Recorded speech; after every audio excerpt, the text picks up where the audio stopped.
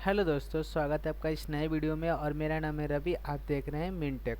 तो दोस्तों, आज के इस वीडियो में हम देखेंगे एमएस एक्सेल के बारे में। और उसके अंदर हम देखेंगे कुछ फार्मूला और फंक्शंस। तो फार्मूला और फंक्शन सबसे पहले समझ लेते हैं कि ये दोनों होते क्या। तो अगर आपको क्या नाम है कि उसके बारे में जानना है, तो सबसे सिंपल से उपाय है फार्मूला। फार्मूला जो है वो क्या होता है? फार्मूला उसी कहते हैं जो हम खुद बनाते हैं, जो हम खुद से क्रिएट कर सकते हैं, उसे फार्मूला कहते हैं। अब इसका मतलब क्या है कि जो हम खुद से क्रिएट करते हैं उसे फार्मूला कहते हैं। तो सिंपल सी भाषा में वो ये है, एक मिनट। ये बना बनाया नहीं रहता है। अगर मान लीजिए कि यहाँ पे एक संख्या है 50 और यहाँ पे एक संख्या है 50, और यहाँ पे हमें क्या करना है, इसको जोड़ के निकालना है। तो फार्मूला में आप क्या करिएगा, इक्वल टू, या तो इस 50 प्लस करिए, ठीक है, तब भी आंसर क्या आएगा, 100 आएगा। या फिर इस बार 6 को पहले ले लीजिए और V6 को बाद में ले लीजिए। तो फार्मूला क्या होता है, एक ही काम को अलग अलग लोग अलग अलग तरीके से करते हैं ना। तो सेम वही काम होता है फार्मूला का। अलग अलग लोग अलग अलग तरीके से फार्मूला बनाते हैं। कोई परसेंटेज को परसेंटेज डायरेक्ट लिख के निकालेगा, कोई परसेंटेज का बहुत अच्छा सा बड़ा सा फार्मूला लगाएगा, कोई सिंपल सा बस यहाँ से परसेंटेज पे क्लिक करेगा तो उसका फार्मूला ऑटोमेटिक वहाँ से वर्क कर देगा। तो फार्मूला क्या कर सकते हैं, फार्मूला जो हम खुद से क्रिएट कर सकते हैं उसे फार्मूला कहते हैं, एक्सेल के अंदर सिर्फ, बाकी और सॉफ्टवेयर के अंदर नहीं, कि खुद से क्रिएट किया और उसे फार्मूला कह देंगे।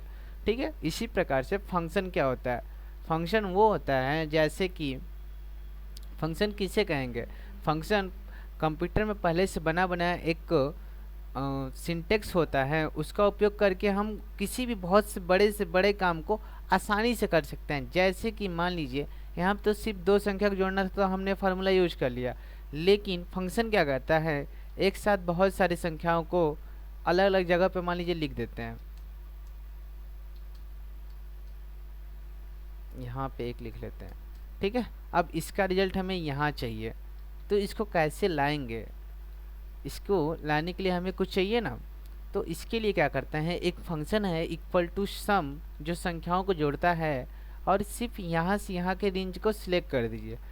अब इसके इस रेंज को जितना सिलेक्ट किया ना, इतना ब्लू कलर में, इसके बीच में कहीं भी किसी भी सेल में कोई भी संख्या लिखेंगे वो सबको ऐड करता रहेगा। जैसे मान लीजिए अभी यहाँ 310 है, और इस खाली को हमने सिलेक्ट किया ही था, अब इसमें 10 भरा तो ये 320 हो गया, इसमें भी सिलेक्ट किया था, देखिए। तो ये काम क्या कर रहा है, ये कर रहा है ये काम कि बहुत से बड़े से जटिल काम को आसानी से कर दिया। अभी जो हमने किया था, अगर इसको फार्मूला से करना होता तो इक्वल टू ये सॉरी ये प्लस ये, हर एक को प्लस कर करके उसके बाद लास्ट में निकालते। तो कार्य दोनों से ही कर सकते हैं, सेम कार्य ही कर सकते हैं, लेकिन कुछ ऐसे कार्य होते हैं जो बिना फंक्शन के नहीं हो सकते। जैसे कि इफ फंक्शन हो गया।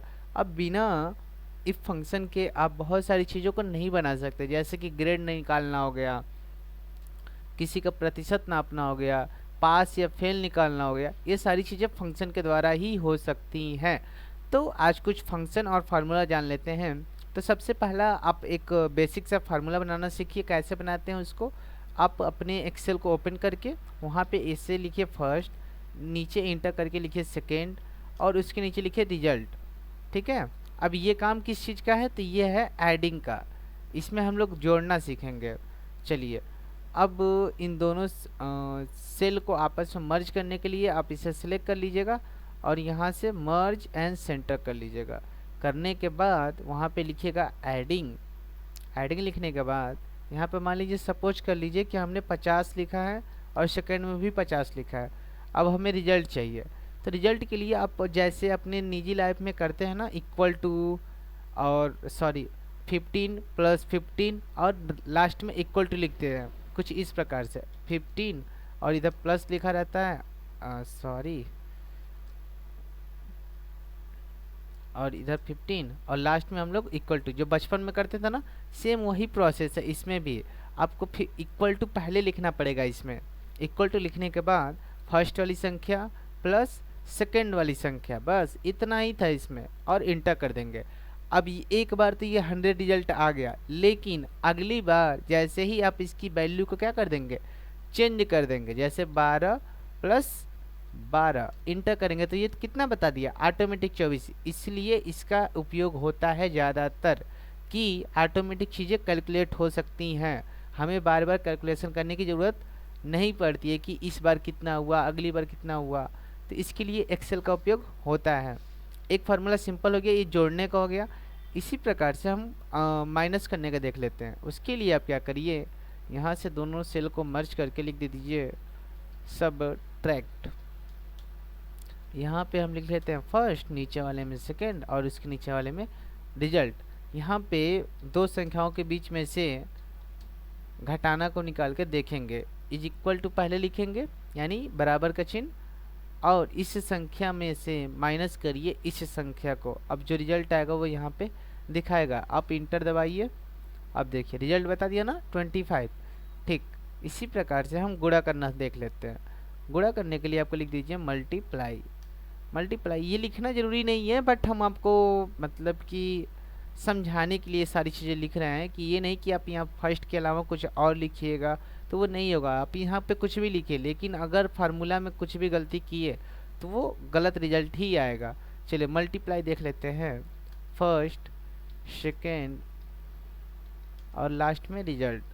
फर्स्ट में मान लीजिए 5, सेकेंड में 5, तो रिजल्ट हमें निकालना है, दो संख्या हम गुणा करना है तो गुणा का चिन्ह लगाएंगे, इज इक्वल टू 5 गुणा। जब आपके कीबोर्ड में जो स्टार जैसा बटन दिखता है ना, यानी कि ऊपर से शिफ्ट के साथ 8 नंबर वाली लाइन में, और नंबर पैड में 3 नंबर पे फर्स्ट रो में, ऐसे करके जो स्टार वाला फाइल दिख रहा है उस पर क्लिक करके एंटर कर दीजिए, आपको मल्टीप्लाई मिल जाएगा।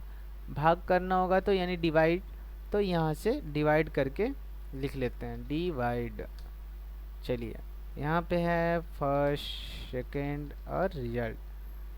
चलिए यहाँ पे लिख देते हैं डिवाइड बाई, और इसको लिख लेते हैं नंबर।